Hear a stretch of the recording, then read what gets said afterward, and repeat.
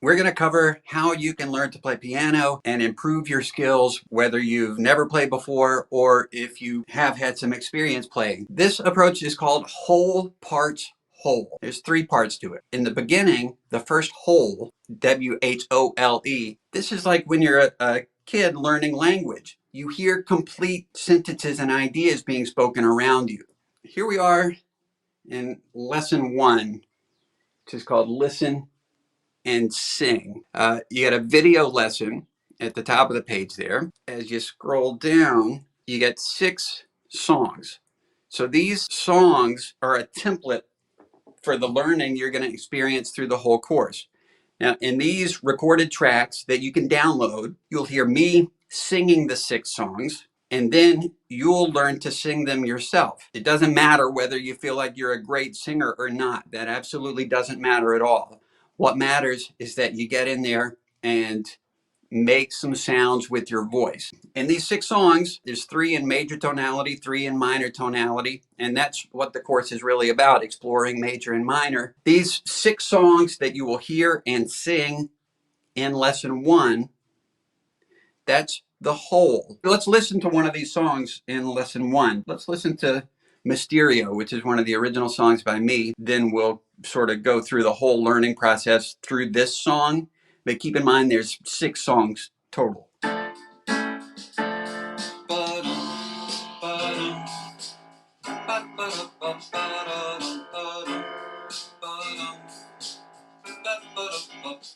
You'll hear the whole songs, you'll sing the whole songs, and you'll start to get familiar with them. You're going to carry that understanding into the next lesson, which is the parts. So we're talking about whole, parts, whole. Whole is singing the whole song. Parts is where you're going to examine what makes music work. Lesson 2, 3, and 4 are about the parts of music, understanding how music is put together and understanding how to listen to music. So I'm going to go on to lesson 2 and show you what it looks like. Lesson 2 is on the resting tone in music. You get a video lesson followed by 2 tracks where you'll sing tonal patterns. Tonal patterns are part of the vocabulary of music. For example, bum, bum, bum is a tonic chord in minor. Bum, bum, bum is a dominant chord in minor, a 5 chord. And you're going to learn a bunch of those tonic and dominant patterns. And that becomes your musical vocabulary. And you learn them through singing. Then you put them on the piano later once you've already learned them. In lesson 2, you're going to learn about the resting tone in music. So in this song, the resting tone is bum. The resting tone is the pitch that sounds most final, most complete, most restful. And the whole idea of choosing the pitches you want to play in music is based on referencing them to a resting tone. Being able to identify the resting tone and to sing it is really the foundation for developing your harmonic vocabulary. In lesson 3, tonal context, you get a lesson video and more tonal pattern vocal exercises. In lesson 3 on tonal context, you'll learn how major tonality sounds different from minor.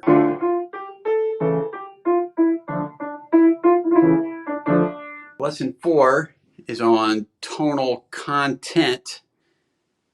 So in this lesson, we're going to explore the patterns that make up the songs.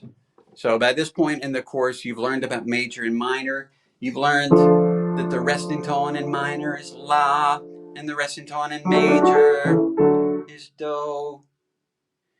In this lesson, you're going to learn tonic, dominant, and subdominant patterns in major and minor. In major, any combination of Do, Mi, So is tonic. Any combination of Do, Fa, La is subdominant. Any combination of So, Fa, Re, Ti is dominant. At this point, you've learned the whole and the parts, and now the fun starts. We get back to the whole, W-H-O-L-E. So I'm going to go to lesson 5 and show you what you get. So lesson 5, basslines. You get the video lesson at the top of the page of me demonstrating some ideas about bass lines.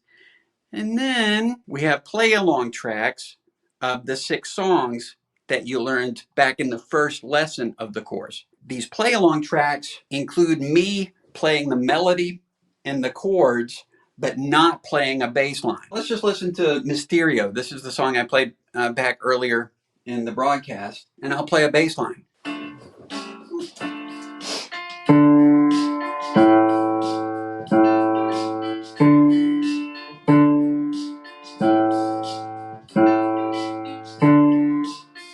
So you may notice that's all tonic and dominant chords, or you may not notice. You may not be familiar with those terms. That's fine. You're going to learn it in the course. I'm going to continue the recording and do the next verse and experiment with rhythm a little bit.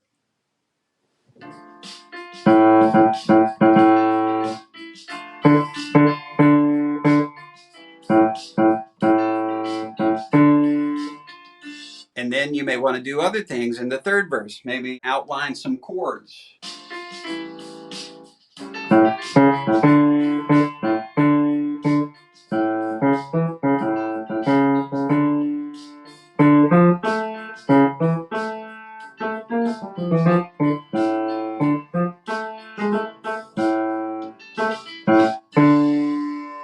This track includes Mysterio in 4 different keys.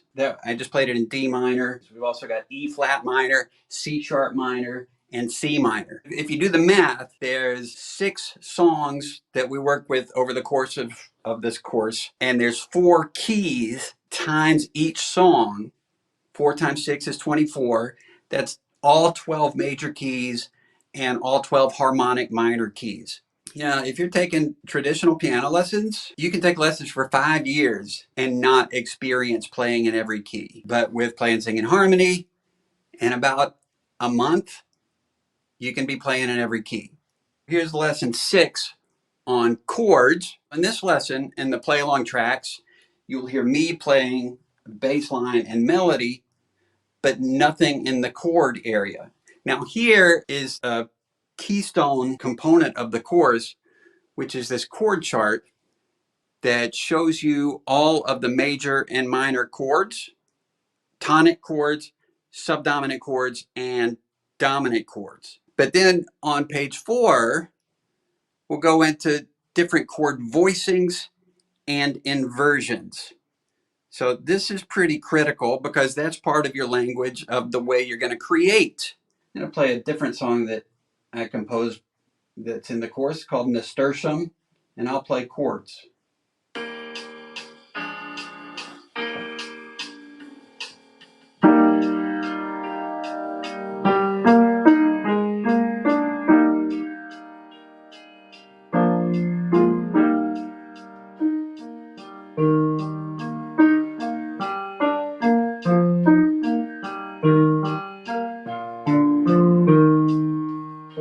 And that was an E flat major. And when you continue through this track, you'll also hear the same song, Nasturtium, in E major and F major and F sharp major. And you'll get to experience what the chords feel like in those different keys. Lesson 7 is on melodies.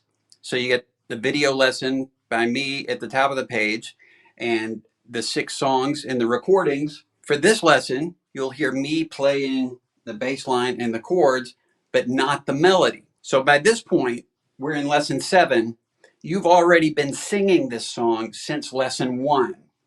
So you'll already have the sound of it rolling around in your head. That does an unbelievable amount of good when it comes to helping you get sounds out on the piano.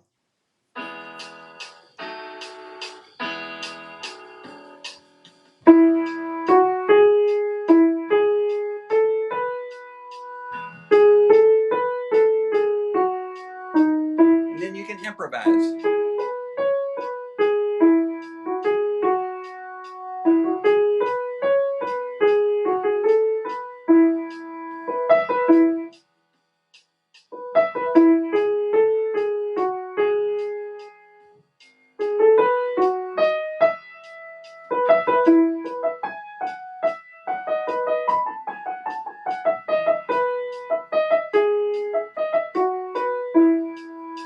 And in the video lesson at the top of the page, you will learn ideas for your own improvisation. And this is sort of the last whole in the whole parts whole approach to learning.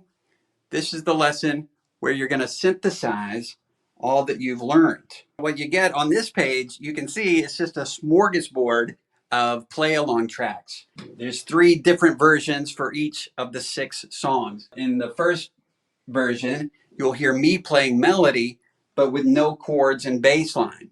You're going to play the chords and bass line. Then you'll find another group of tracks where I play only the bass and there's no chords and melody. You'll play the chords and melody. In the third group of songs on this lesson, I play only the chords.